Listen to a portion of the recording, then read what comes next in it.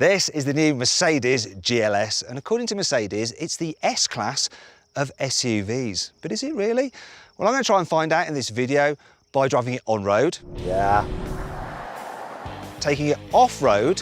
Whoa! Seeing how spacious it is. Whoa! Here we are.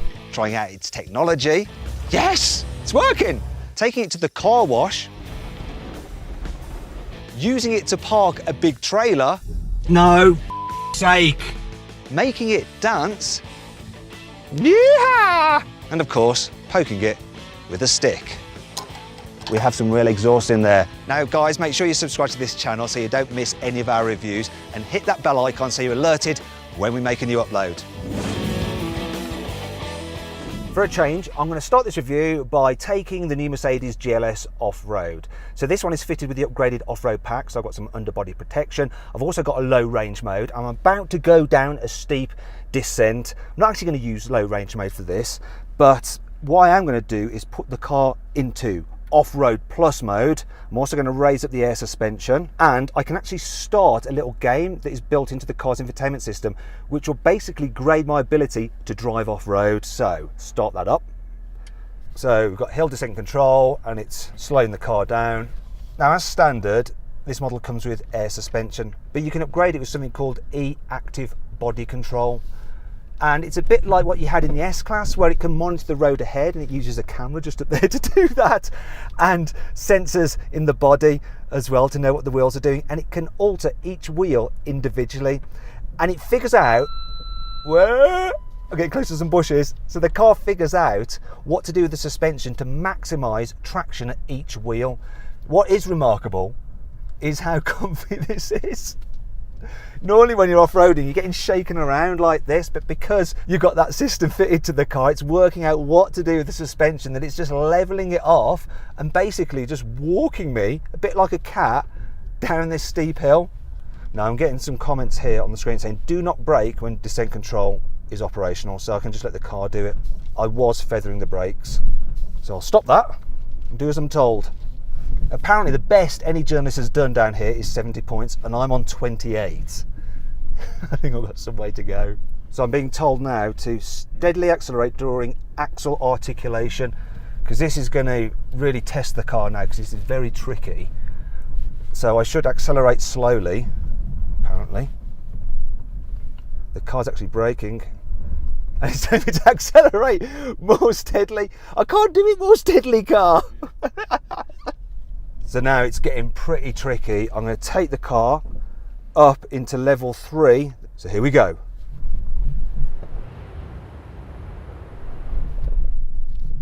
Whoa! Oh my God. This is tricky stuff, this is. Steady acceleration. No, I'm not accelerating down here, mate. Couple of big bangs there as I just dropped off a rock. So finally I'm reaching the finish line. See what my score is.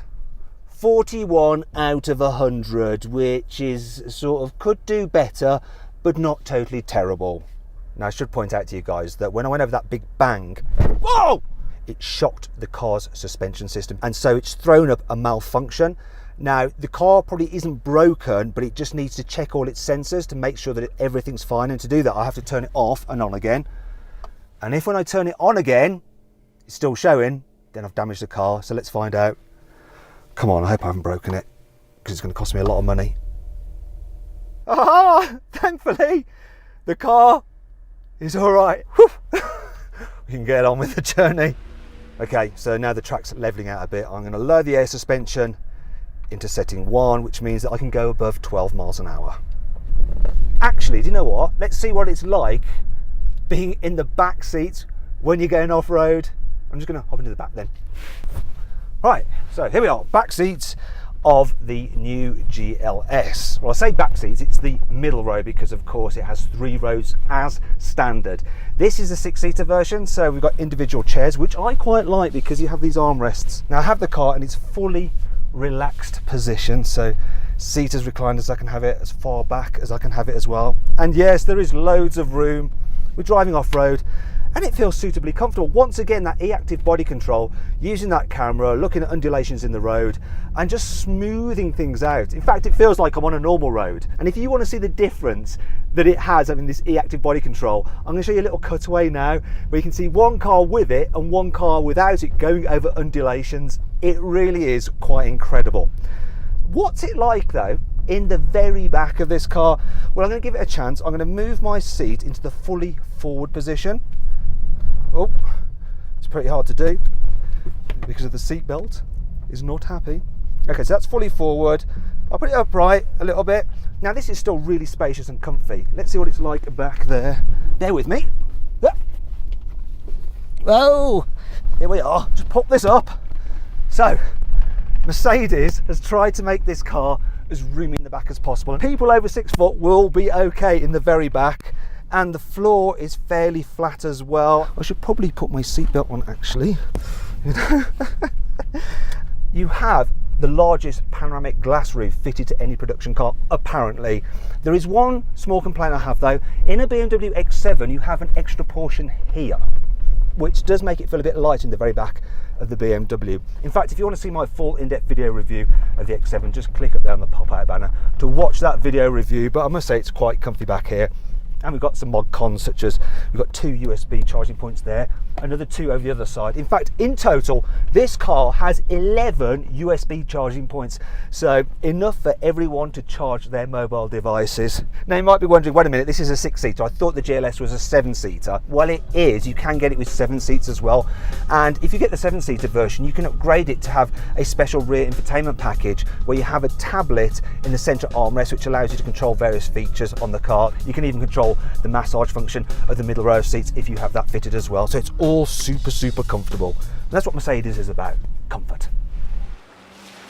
Now I know what you're all thinking. Hell yeah, I want that e-active body control fitted to my GLS. There is one problem though. It costs around £7,000, which is a lot of money. But then it does include some serious componentry.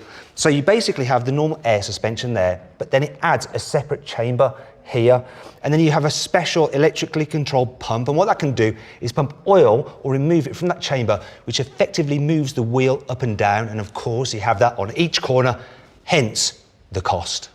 One of my favourite things about the e-active body control, you can make it do a little dance. So if I put it into individual wheel control, I can actually move each wheel up and down as I like to make the car rock about. The idea is that you can use this when you're off-road to help free you if you're stuck.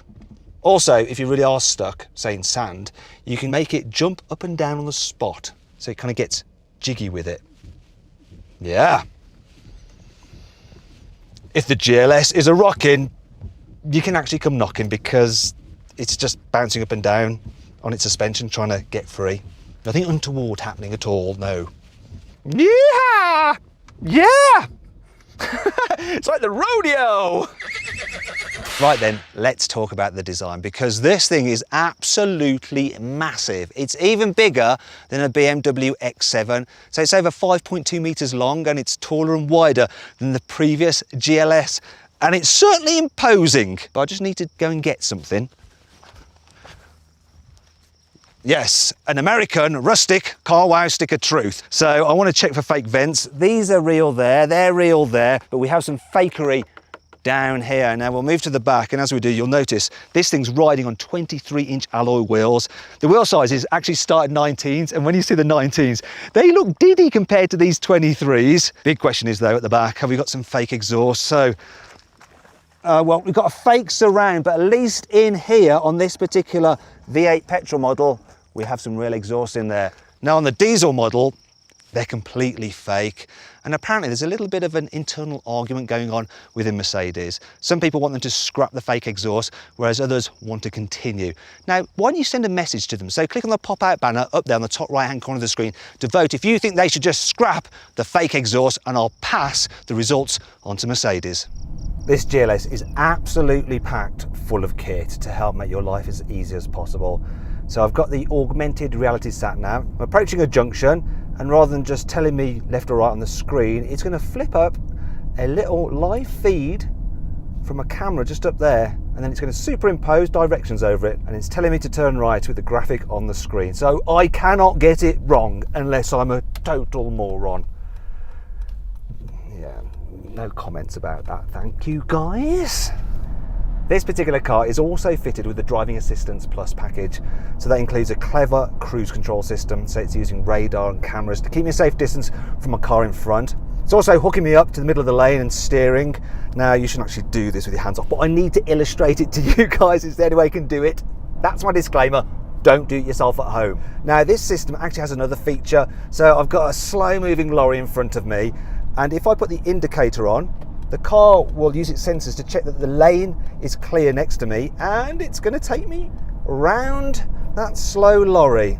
So it's really cool that it'll actually change lanes itself. Also, what it'll do is when you approach a turn, it knows that you're doing that because of the satellite navigation, and it automatically slows you down. That's clever, but I've seen that before on other Mercs. What this car has that's new though, is the fact that it can actually use the traffic data, and it can tell if you're approaching a traffic jam, and then what it will do is actually slow you down even before you see the jam itself. So there's none of that sudden braking that you sometimes get with these systems.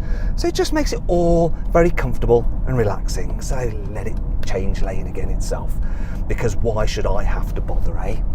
Mercedes has fitted something new to this car called car wash mode, and I'll demonstrate it now by going through a car wash. So driving a big vehicle through this would be a bit tricky.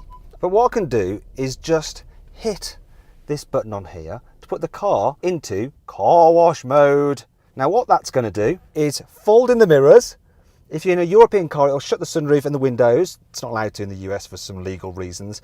It'll also raise the car up on its air suspension. And what that does is move the wheels in slightly by about 2 centimeters, which can be the difference between scraped alloys and not scraped alloys when you're trying to fit between the two metal rails of the car wash. Also, it puts the air conditioning into recirculation mode. It turns off the rain sensing wipers. So you should be all good to go. So here we go. The parking sensors are off, so you don't get the beeps, but you still have the camera helping you out. I've never really done a review in a car wash before, but there's a first time for everything, isn't there? Now this is a good time to talk through the interior design of this car. So it's exactly the same, the dash is, as in the GLE, so it's quite a nice layout. 2 huge beautiful screens as standard. The infotainment system is really good as well, and you can control it with a button on the steering wheel or the touchpad down here, or via voice commands. The problem is that in parts it feels a little bit cheap. So the switches here, a bit cheap. The scratchy plastics down there. The parking brake is horrible. You know, this is supposed to be the S-Class of SUVs, but quality-wise, yeah, it doesn't feel S-Class E enough, does it really? And this thing starts from £74,000. So you click on the pop-out button in the top right-hand corner of the screen, you can go to CarWow to see how much money you can save on a new car through our trusted dealers. Anyway, now if you haven't subscribed to this channel, make sure you do, and come and join the CarWow family. That's all done. Made it through, no curved wheels, absolutely fine. All I got to do now is stop car wash mode, and it'll put everything back to normal. You can get the GLS with Mercedes' new trailer assist. Now, I had a go at parking this 7-metre long boat in a parking bay over there without using it, and I was rubbish. That way? No. That way? I've got this so wrong. Oh, no, sake. However, I'm now going to do it with the trailer assist. So, first thing I do is put it into reverse. Press this button down there to engage trailer assist. I'm going to press that button to make the trailer go dead straight on that heading. The car will do the steering, I do the throttle and the brakes. It's actually quite hard to make a trailer go straight back, so in this case it's dead easy.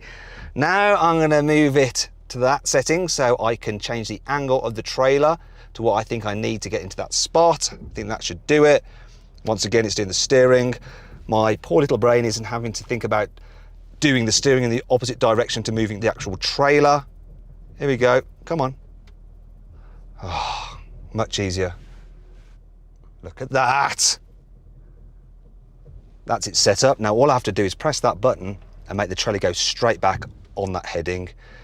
And it should be pretty nicely parked neatly in that spot.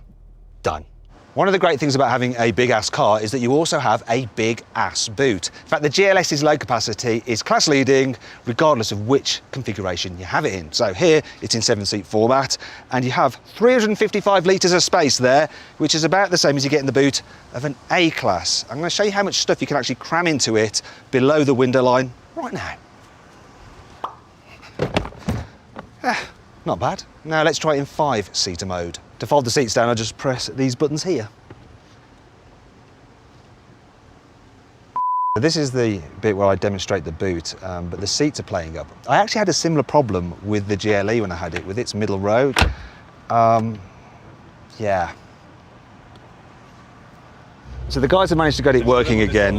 They think that the battery was having a bit of a problem, so it's sort of fixed itself and is working. So I'm going to try to continue with the demonstration. Right, so there you go, lots of luggage. Now I'm going to show you how much stuff you can get in it with all the seats folded down. Right, all I have to do is fold the rest of the seats down. It should happen automatically.